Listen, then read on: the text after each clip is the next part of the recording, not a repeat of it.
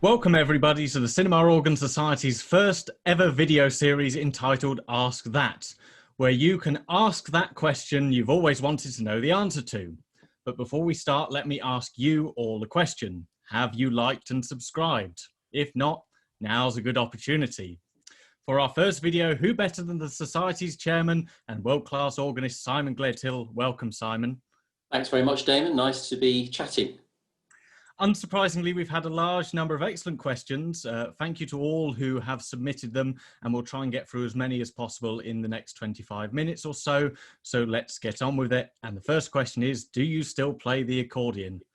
Not really is the honest answer to that. I still own an accordion. I still have the first accordion I ever owned, which I haven't been able to part with or bear to part with for kind of sentimental reasons. But I confess I very rarely get it out of the box. If you haven't played any musical instrument for a while, I find that taking up the organ or the piano again is quite easy. You can get back into it quickly. But with the accordion, it's a bit different because the keyboard is vertical, not horizontal, and you have to think about pulling the bellows in and out. So it isn't quite so straightforward. And so it's easier for me really to stick with the piano and the organ. Fascinating, thank you. And the next one, this one's quite a long one, which is, how do you create your musical arrangements and practice them? All of your live performances and recordings are so musically disciplined and impeccably coherent, with particular attention to harmonic variation and carefully considered texturing. What does the creative process look like for you, and how does it inform your approach? Blimey, that's a great question, but we could go on for hours just answering that question by itself. How can I answer it reasonably briefly? Well, of course, it starts with having the technique to enable you to play the arrangements. And in my case, that meant 11 or 12 years of private music tuition on a variety of keyboard instruments, which means that when I look at a new piece of music, I can read it and actually play the notes relatively quickly and easily. But then in terms of what you do with it once you've learned the basic notes, that's a much more complicated question. And I think for many theatre organists, it begins with listening. I listen to a wide variety of music, film and stage music, popular orchestral music, big bands, dance bands, jazz piano, as well as classical music. And therefore, I hear a wide variety of arrangements played by other people. Oh, and of course, by theatre and electronic organists as well. I didn't mention those. And of course, when you're listening, you hear things which make your ears prick up and you say, oh, what was that? How did he do that? How did they do that? And then in my case, it meant sitting down at the keyboard afterwards, trying to work out how it was done. And then a big influence for me was having home organ lessons when I was about 10 onwards, and using books of musical arrangements by people like David Coleman and Bill Irwin, which answered some of those questions. They use some of those arranging devices or harmony devices, and I was able to see on the printed copy how it was done. And you store those things away in your memory like little nuggets of useful information. And bit by bit, of course, you then start adapting those ideas that you've picked up from listening into the way that you approach arrangements. I do think there are some pieces of music that are best off if you don't arrange them. Classical music or light music items, the novelty music or mood music type pieces that were written by Clive Richardson and Sidney Torch. Frankly, I think they work best if you just play them the way they were written. But of course, with popular songs, it's another matter, and your imagination can run wild. And you listen to an orchestral arrangement by somebody like Conrad Salinger or Angela Morley, and you hear all these wonderful key changes, alternative choices of harmony and things. And I aim really to try to create some of those effects with my organ arrangements. And if people think I've succeeded even a bit, then I'm happy. But it's that kind of music that I enjoy, and I try to translate what I enjoy hearing into what I play. I think that makes perfect sense, and I hope whoever asked that question, that was a reasonable answer. Now, this one, for many years, you've had a successful career in finance and still managed to play the theatre organ to a world-class standard. Did you Mhm. find keeping on top of both of those challenging? Was it hard finding the time to practice and learn and develop new arrangements? Well, the answer to that question is yes, and increasingly so.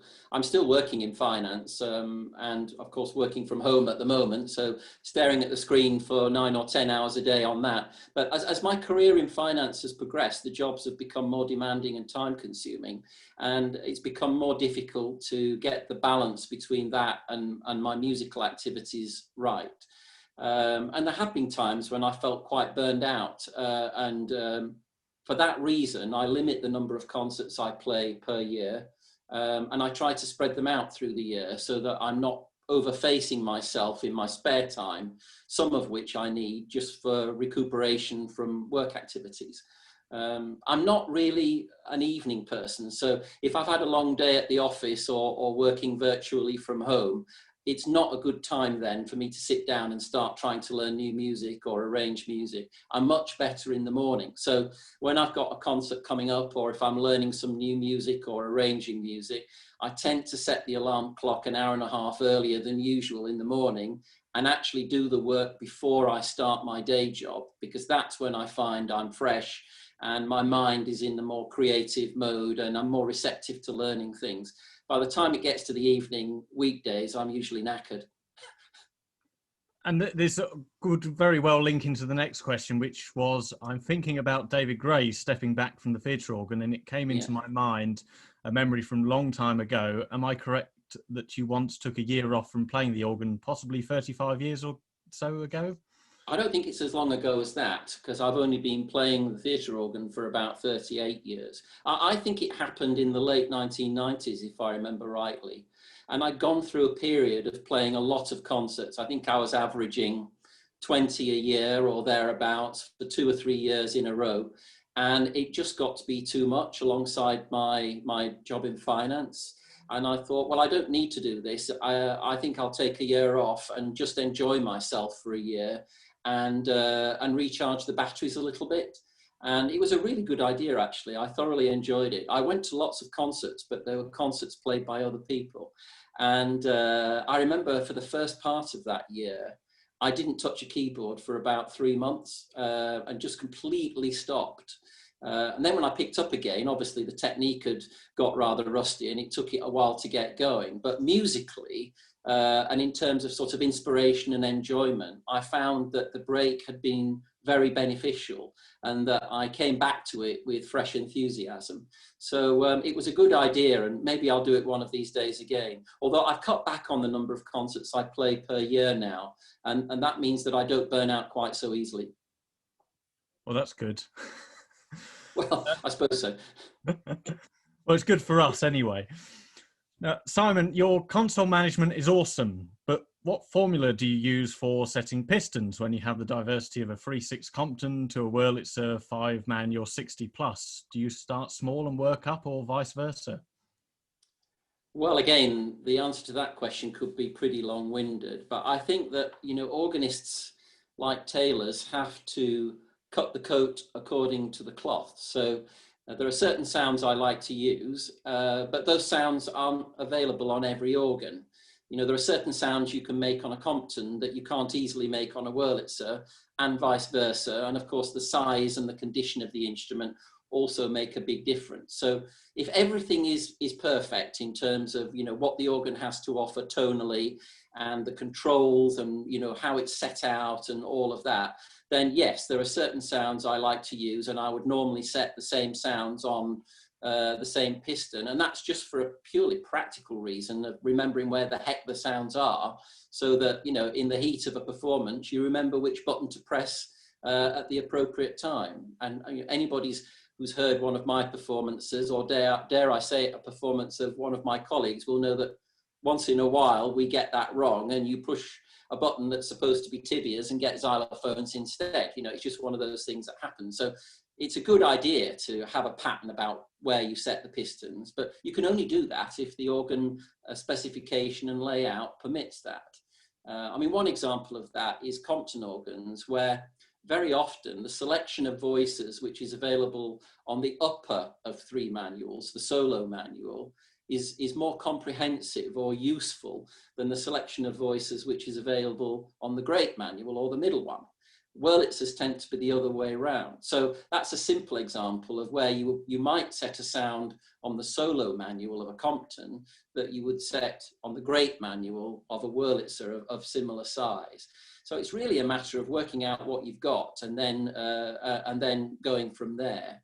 But with the ensemble sounds, it is true that I normally go from quiet to loud. On Wurlitzer consoles, of course, the pistons are actually marked up that way. The quietest one is PP, and then it goes to FF as you go along. So I normally follow the same logic, and I find that quite useful. And going back to the arrangement side of things, how do you remember what piston you need to press next? Is it just comes with learning the arrangement, or do you have a particular technique for that? Well, I don't have to remember precisely which piston comes next, because I don't always use the same sounds at the same moment in an arrangement.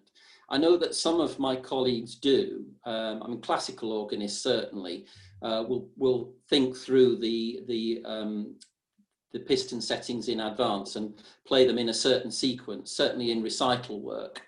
But with theatre organs, it's a lot more spontaneous than that for most players, and certainly for me. So I make the decisions on the fly as I'm playing which sounds I want to use.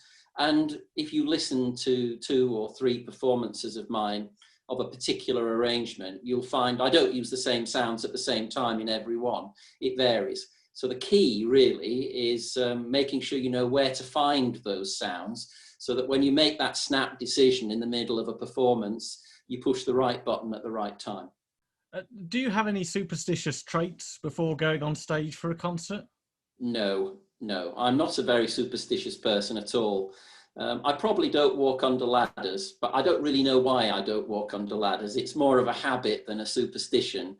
And I'm not one of those people who has a pre-performance routine or ritual that I go through. It's usually the same thing: grabbing something to eat, getting changed at the last minute, getting a bad case of butterflies 10 or so minutes before I go on, and thinking to myself, why on earth do I do this?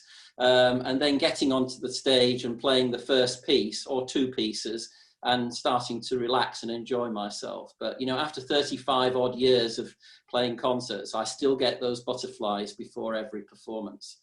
That's not really a ritual, it's just something I have to suffer. What are the top 3 things that could help a theatre organist to play in such a way that draws in the listener and moves them emotionally? Wow, that's a good question. Well, I think we've touched on one of them a little bit. Speaking personally, I play music which engages me emotionally. I only play music I enjoy and with which I feel a connection and about which I'm passionate. And I play because I enjoy playing. And I think that if the performer is really engaged with what they're doing, they're into it, they're enjoying it, they're moved by the music themselves. And if the audience becomes aware of that, then I think the audience starts to engage themselves with the fact that they're aware that the organist is really playing from the heart. And I think that's a very important feature. Sometimes you go to a concert, not necessarily a theatre organ concert, where the player just doesn't seem to be very engaged at all. They're playing the notes, and maybe playing them very accurately, but they don't appear to be at all engaged emotionally with what they're doing. And I think that's very off-putting. To me, it seems very cold and clinical. So I think it's really important that the organist themselves is into what they're doing, and that the audience can share in that. The second thing is that I think it's a good idea to play as you would sing. I know some people who, if they play on a keyboard, it will come out very starchy and clinical. But if they sang the same tune as a song, they would sing it far more musically, with better phrasing and expression. And really, when you think about it, phrasing and expression are a lot to do with imitating the way that people sing melodies, because you have to phrase when you're singing, because otherwise you'd run out of breath. You have to stop occasionally to draw another breath. And as a consequence, singers naturally phrase the music. And also they tend to sing with expression. You know, as they get more emotional, the volume will get louder and so on. And when they reach the end of a phrase, because they're running out of breath, the likelihood is they'll get a bit quieter. If you copy those features when your playing will come across as more emotional. And again, I think that's a good way to make the audience connect. I think a lot of people, when they're listening to music, are singing along with it in their minds. They might not be singing along actually, but they're hearing the melody in their heads. If they feel that it's being played in that singing voice, then it enables them to connect better with what's going on. And then the final thing for me is, for goodness sake, play the right notes and play within your technical capability. I think it's much better for an organist to play more simply but more correctly than to attempt things which are at or even beyond the limits of their technical capability. Because I don't know about you, Damon, if I go to a concert where I think that the performer is walking a tightrope and may fall off at any moment, you become aware of that when you're listening to it, and it starts to make you feel uneasy, uncertain, maybe even uncomfortable. Whereas if you feel that the organist is really on top of what they're doing and is unlikely to drop a clanger, then you can relax and enjoy the music more. So I think those are my top three.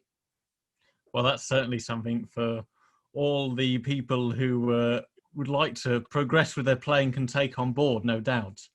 Now, this is another question which I'm sure could go on for hours and hours, which is, if you could design and build a cinema organ from scratch, which ranks of pipes would you include and why? Wow. Yes, you could go on for a long time about that.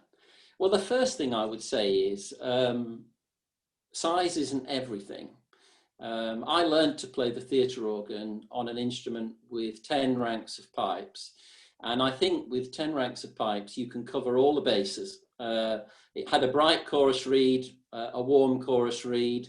It had a clarinet, a buzzy colour reed, a pair of strings, a diapason, a tibia, a flute, and a vox humana. And I think that's a really balanced specification.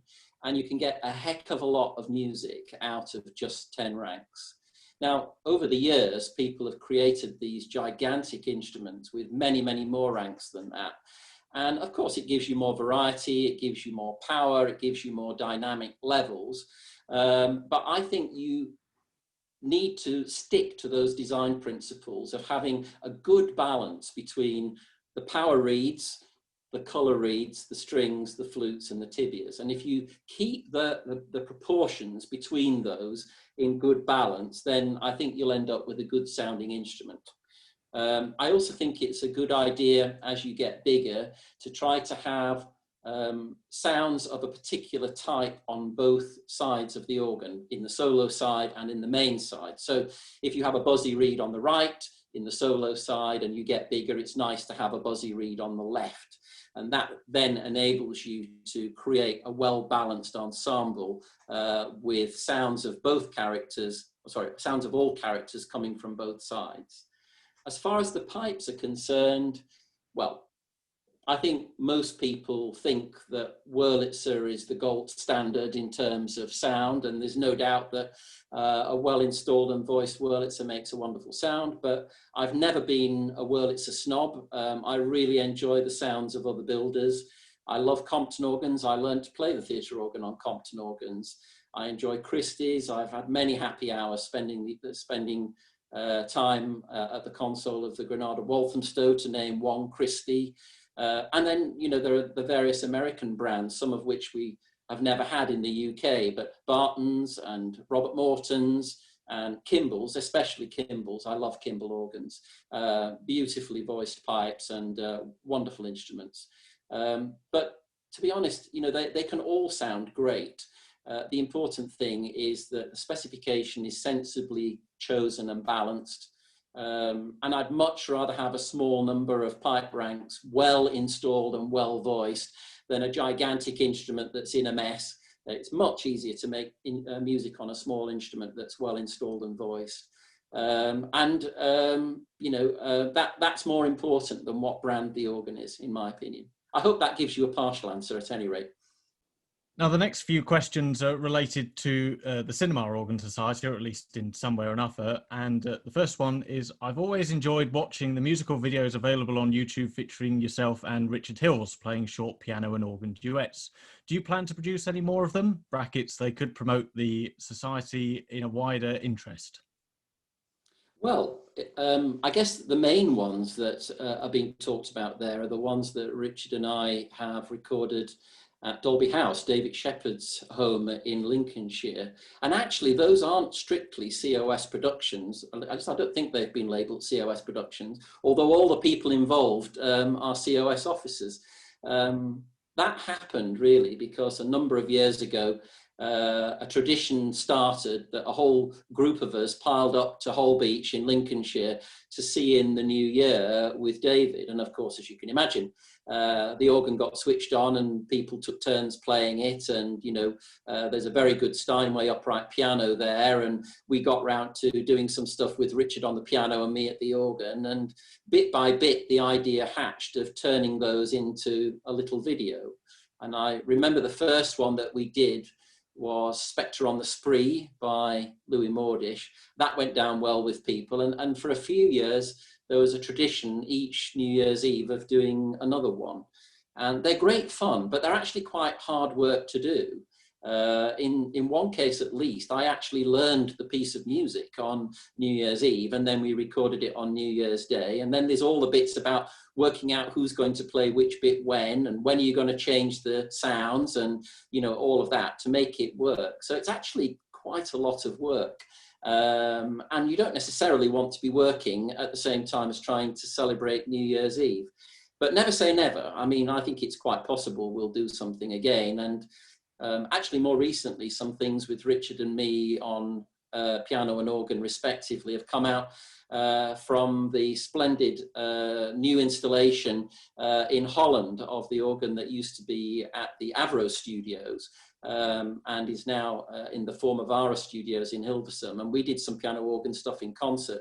They did a really good job of recording some of that stuff, and they've put bits out now on YouTube. So if you're hungry for a bit more of Richard and Simon, then you could perhaps look at one of those. They're certainly well worth a watch, not only from a musical standpoint, but from, as you say, a technical standpoint. Now, the next question, again, it's a big question that could go on, and it says, if you could pick one big project for the COS to undertake in the next 10 years, what would it be? Well, there are several things, of course, but the one that's on my mind most at the moment is Granada Walthamstow, where, as some listeners will know, the theatre has been closed for many years. It was taken over by a church who wanted to change its use. The council didn't agree, and there was a lot of arguing about that. And eventually, the consent was denied at the highest level of appeal. And the council took ownership of the theatre, and they're now engaged in restoring the theatre, which I'm absolutely delighted about. What I would really like is for the COS to be involved in making sure that the organ also is restored and forms part of the restored enterprise. And COS officers have been in contact with the council about this right from the point where the building ceased to be a theatre. John Leeming in particular has been fantastic at keeping in touch with all the right people and reminding them of the existence of the organ, the importance of including it in the restoration. And those discussions are hotting up now. They haven't reached a firm conclusion, but John Apson from the COS is also heavily involved. And some people will know that John Apson and John Leeming were involved in getting the organ going again in the 70s. And for many years, John Leeming was responsible for making sure that the organ was kept in good shape and making sure that it was featured in concert. So it's great that both of them are still involved. I'm involved as well. And I hope that before long, we'll be able to announce that we've got a project underway to get the organ restored, which it's going to need a lot of work. The organ hasn't been touched for many years, and it did experience some damage during the period when the theatre was closed at the hands of vandals. So it's going to be a big project, but it's a wonderful thing that a theatre like the Granada is being restored. And I have a real soft spot for that instrument. It's one of the first organs I played in the London area. I think it's a very fine organ, and I have a lot of sentimental attachment to it as well. So I'd really like to see that up and playing again in the restored Granada. And if the COS can play a role in that, then that would be great from my point of view. That's not the only project, but it's the one that's in my mind most at the moment.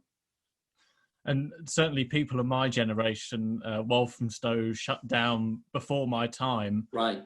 So I'm sure that there are other people, as I say, of my age who would very much like to hear that Christie sing again. And I'm sure, fingers crossed, we shall have that.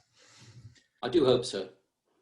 Well, we've come to the end. Thank you, Simon, and thank you, folks, for submitting all of your questions. I do hope that those that got answered were what you expected to hear, and that you've learnt something along the way.